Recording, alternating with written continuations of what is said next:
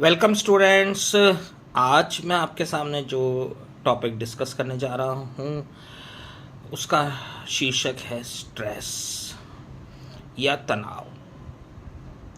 पिछले कुछ लेक्चर्स में अपन ने कई सारे टॉपिक्स डिस्कस किए। एक टॉपिक ये भी था कि आवेश या एंगर।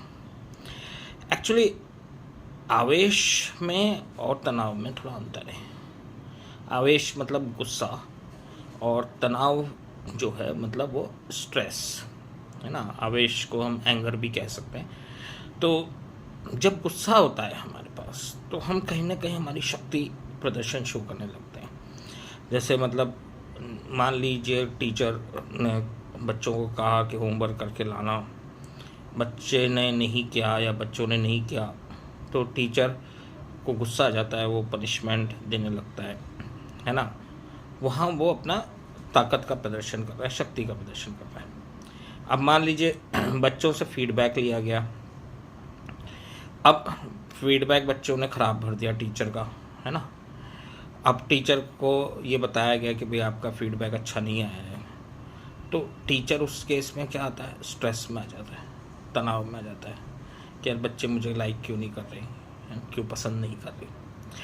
इसी तरह से स्टूडेंट लाइफ में भी जब हम किसी परीक्षा की तैयारी कर रहे होते हैं, जब हम कोई कंपटीशन की तैयारी कर रहे होते हैं, तो प्रतियोगिता के अंदर जो है सफल होने के लिए बहुत मेहनत लगती है। तो कई बार क्या होता है कि हमें दूसरे शहर में भी जाकर पढ़ना होता है। जैसे कई बच्चे कोटा शहर में भी आकर पढ़ते हैं, तो कहीं ना कहीं उनको ऐसी भी स्थितियों से गुजरना पड़ता है जिसमें अकारण उनको तनाव सहन करना पड़ता है। अब तनाव जो है, स्ट्रेस जो है, वो कई कारणों से हो सकता है। जैसे फाइनेंशियल स्ट्रेस हो सकता है, फिजिकल स्ट्रेस हो सकता है, मेंटल स्ट्रेस हो सकता है। स्ट्रेस जो है नॉर्मल रूटीन में तो थोड़ा बहुत होता है। जैसे कि मान लीजिए कि आप 10th क्लास तक पढ़े अपने शहर में और 11th में आप किसी शहर में आ गए जहाँ पे पढ़ाई का माहौल अच्छा है, शिक्षा नगरी की तरह है। तो उस समय एक चेंज आता है, थोड़ा बहुत एज जो है वो भी उसमें भी कुछ चेंजेस आते हैं, हार्मोनल चेंजेस आते हैं बॉडी में।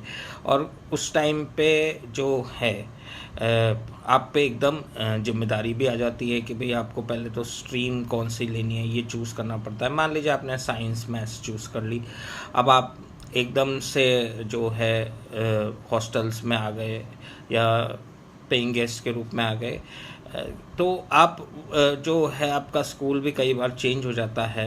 एक किसी कोचिंग संस्था में आपने है ना एडमिशन ले लिया और अब जो क्लासेस का शेड्यूल है वो इस तरह का है कि भाई मान लीजिए सवेरे क्लास लग रही है, एकदम आप उठ नहीं पा रहे हो, अकेले हो, खाना नाश्ता जो भी है वो एकदम आप उस माहौल के हिसाब से आप ढले हुए नहीं हो और नया नया माहौल मिलता है, आप टाइम पे एकदम उठ नहीं पाए और एकदम से फिर क्या होता है कि कई बार क्लास में बिना नाश्ता किए भी जाना पड़ जाता है। अब आप क्लास में पहुंच गए, क्लास चालू हो गई और आप थोड़ा लेट भी हो गए, तो अब कई बार क्या होता है आपको थोड़ा पीछे बैठना पड़ता है या साइड में स्टूल लगा के। कई बार कुछ एक्स्ट्रा बच्चे भी आ जाते हैं क्लासों में, जैसे कोई अच्छा टीचर होता है तो उसके बच्चे फ़ैन होते हैं, तो वो कहीं ना कहीं उसका लेक्चर अटेंड करने के लिए और दूसरे बैचेस के बच्चे भी आ जाते हैं। इस वजह से क्या होता है कि अब जो उस बैच का बच्चा होता है वो कई बार जो है वो साइड में स्टूल लगा के या पीछे बैठता है। अब भूख भी लग रही है और है ना वो जो है देख भी नहीं पा रहा और कठिन कठिन सवाल सॉल्व हो रहे हैं, पढ़ाया जा रहा है, आगे बढ़ता जा रहा है। और कई बार क्या है कि ऐसी स्थिति में टीचर एकदम खड़ा करके पूछ लेता है कि बताओ ये सवाल कैसे हुआ। तो कहीं ना कहीं ये सारी चीज़ें जो है एकदम स्ट्रेस क्रिएट करती हैं।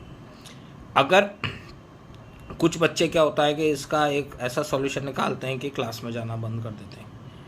अब जब क्लास में आप जाओगे नहीं तो आपको कुछ समझ में नहीं आएगा, जब समझ में नहीं आएगा तो क्या होगा कि जब परीक्षा आएगी तो आप परफॉर्म नहीं कर पाओगे, जब परफॉर्म नहीं कर पाओगे नंबर आपके माता पिता को पता लगेंगे तो वो क्या है कि आपसे पूछेंगे कि भाई क्या बात है, क्या दिक्कत है।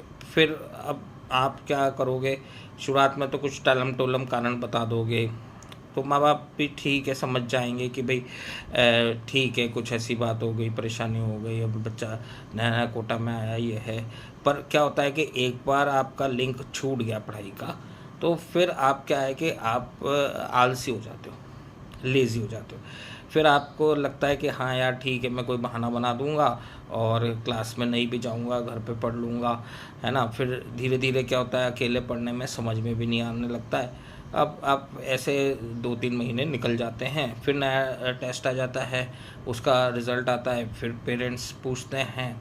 तो अब धीरे धीरे क्या होता है, पेरेंट्स को ये लगने लगता है कि यार बच्चा जो है, क्या बात है, क्यों नहीं परफॉर्म कर पा रहा। वो थोड़ा चिंता में आ जाते हैं कि भाई उसकी परफॉर्मेंस अच्छी हो जाए ना, तो उनको अच्छा निश्चिंत हो जाते हैं। लेकिन अगर परफॉर्मेंस अच्छी नहीं होती है तो वो भी थोड़ा सा तनाव में आ जाते हैं।